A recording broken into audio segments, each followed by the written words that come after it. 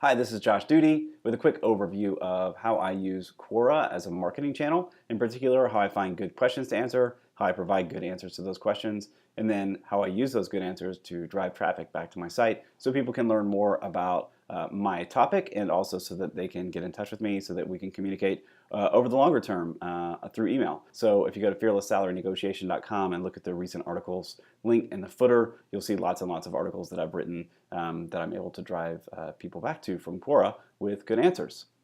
Also, stick around at the very end or just jump forward there if you've seen this video before. I added a little update for 2017, which is a wrinkle that I've added to my strategy, and it's been pretty successful, and I recommend that you consider it. So jump to the end if you've seen this before and you want to see a new updated strategy for 2017. Okay, so how am I using Quora as a marketing channel? I'm going to give you sort of step by step how I find questions, answer them, and then sort of also at the end I'll tell you what's happened so far. So here we go. Go to Quora.com, search for a topic that you're an expert in or that you want to contribute to that might be relevant to whatever you happen to be marketing. I went to Quora and searched for salary. Thanks to Justin Abrams for pointing me that way. He suggested it, and sure enough, I found a whole lot of stuff that I can contribute to help people answer questions and hopefully get eyeballs on my book and other materials. So once you search for and find a category, then you need to find a good question. So in this case, salary negotiation is the topic that we're going with, and now we just need to find a good question.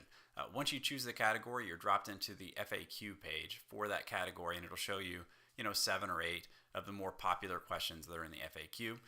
The easiest way to find a good question is just to look for stuff that has a lot of views. If you find a lot of things that have a lot of views, then look for a lot of views and few answers. I think that's a good strategy because it means a lot of people are interested, but not many people have answered, which means that your answer will be pretty easily discoverable, and there's a good chance that you can kind of bubble up to the top pretty quickly. So in this case, you can see what are some salary negotiation techniques is a pretty good topic. It's got almost 28,000 views and only 6 answers. I happen to have a really good answer to this question because I'm writing a book on it, so this is the one I'm going to pick. Once I click on that question, the first thing I see is the top answer. Deepak has almost 20,000 views on his answer. This is a good sign. You can also see some other things on the page. The question overview section shows there are 61 people following this question. It's in the FAQ for negotiation, and like I said earlier, almost 28,000 views on the question itself. These are all pretty good signs. None of these are home run numbers, but remember, I'm looking at a pretty small niche in salary negotiation, so these are pretty good, I think, for a niche like that. And then just as a heads up, later on, if you want to answer more questions, you can check out the related questions section that's in the right sidebar of that page. Look for something that's interesting that you have a good answer for, and maybe keep an eye on it. You can go answer it after you're done with your current question. So once you've selected a question to answer, you have to compose an answer. First, make sure that your bio is good for the category that you're in. So this is salary negotiation, so my bio is pretty direct. It says I'm the author of fearlesssalarynegotiation.com and that I've helped many people negotiate higher salaries. And then I actually link to the book right away in this answer. I don't always do this, but in this case I did because I'm about to excerpt a pretty significant chunk of one of the chapters. And so I wanted to just kind of give people a heads up that this is from the book. And you can see that I'm using Google tracking codes. Later on, if I want, I'll be able to actually track the traffic that I got from this link on this question, which is pretty cool. Once I have enough data to look at, it might be informative and help me to kind of narrow down my focus. But for now, I'm just answering questions as I find an opportunity. At the end of the question, I link to the free chapter that I excerpted from to write the question. So How to Ace Your Next Interview is the chapter. I link directly to it, again with Google tracking codes, which you cannot see this time. I also make sure I share my answer on Twitter, and I don't do Facebook because Twitter automatically posts for Facebook to me. For me. And then I also share on LinkedIn. I think that's a great network for my kind of content, maybe not for yours, but you can check that little share button at the bottom to see what other channels are available to kind of share your answer wider way and get some distribution that way. Once you've answered a question, then you do it again and again and again.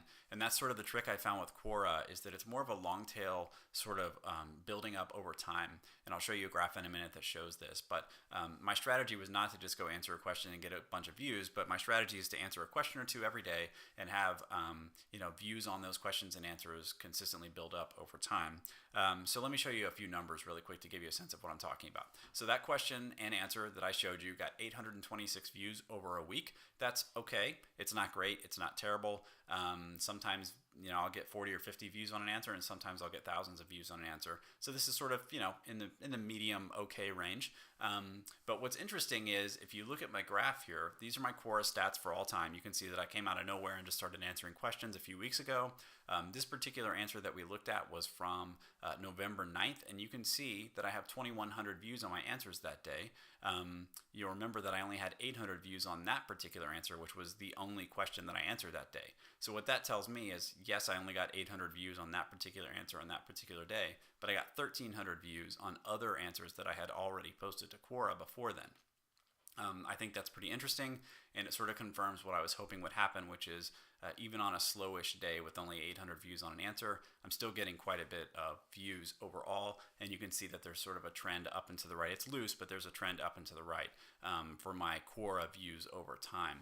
This is only 3 weeks of data so far, and I think it's going to continue trending that way. And this translates into ConvertKit signups. So it's not many. Each horizontal gray bar on the ConvertKit screen on the right is 5 subscribers. These are pretty small numbers, but for me, the difference was between 0 and 1, 2, 3, 4, 5 subs a day. And you can see I've got a slow trickle of people coming in, downloading free chapters, checking out the site, and jumping on my mailing list. And so this is a great way for me to continue slowly creeping up in terms of subscriber count in between big announcements like a new email course or a new freebie and that sort of thing. So it's been great, and it helps to sort of fight that attrition that you get every time you send a newsletter or a broadcast where you have those unsubs, 2, 3, 4% unsub every time. This helps to balance that out with people finding me on Quora and signing up in the meantime. Something else that's great about this is that I found that I can reuse good answers to good questions. A few ways that I've been doing that is creating blog posts. I pick something from the previous week. If it got a lot of traction, a lot of views and answers, upvotes, that sort of thing, then I'll turn it into a blog post, which I can then send out to my newsletter and point them back to the blog post. I can also create posts on LinkedIn, and I can also turn them into Medium posts. So there's a lot of things that I can do with these answers, all of them pointing back to Quora, but based on a good question and answer I found, which I've already validated because I know how many people are viewing my answers. So I just find the answers that get the most views, and I can turn that question and answer into a blog post and then kind of spin it out from there. So that's been pretty useful, and it helps me keep my newsletter list warm and help keeping providing good content to those people. Before I wrap up, a few odds and ends, things to think about here.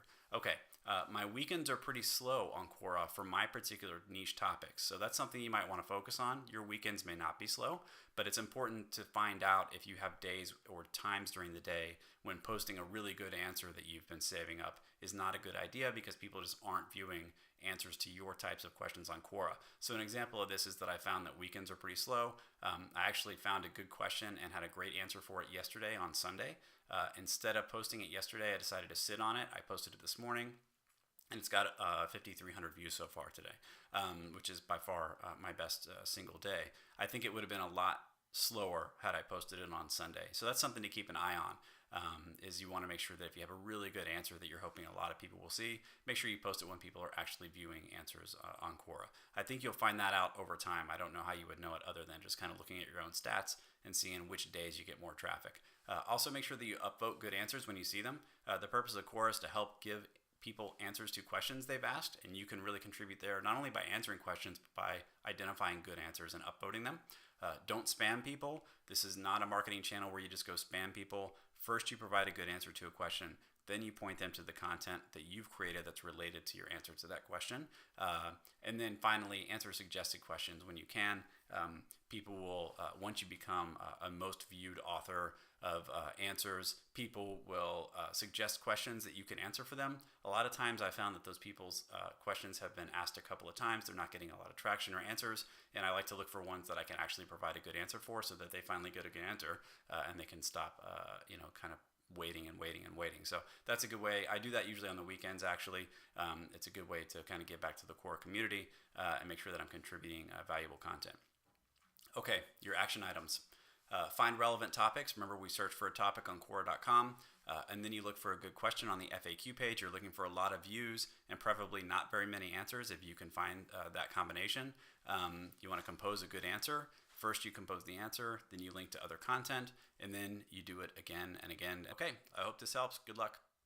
And really quickly before I let you go, here's a quick update for 2017 with a new tactic that I think might be better than the sort of overall strategy that I had before. So you remember that before in the earlier part of this video, I was talking about finding good answers, finding good questions, writing good answers, and then syndicating those essentially into blog posts or articles on my own site. I actually think a better way to do this, if you've got a lot of content written already, is to go the other way, and that is to find answers that you can leave on Quora that point back to good content that you've already written on your site. I think that Quora is a good forum for sort of longer form answers, and I do like to give detailed answers, but a lot of my articles are 5,000 words plus on my site. So it may be better to have an article ready to go back and find a question that asks about that topic on Quora, and then provide an answer that points back to the longer form version of the article after, of course, giving a pretty good answer that helps them to get started. So in 2017, this is the way that I approach Quora. Is I usually try to find questions that I've actually already answered on my own site, give a good answer on Quora, and then point them back to my site for a longer version of the answer, which is good for helping people to engage, finding people who are really interested, allowing them to dive deeper on a topic that they care about, and then also for driving traffic and SEO to my site.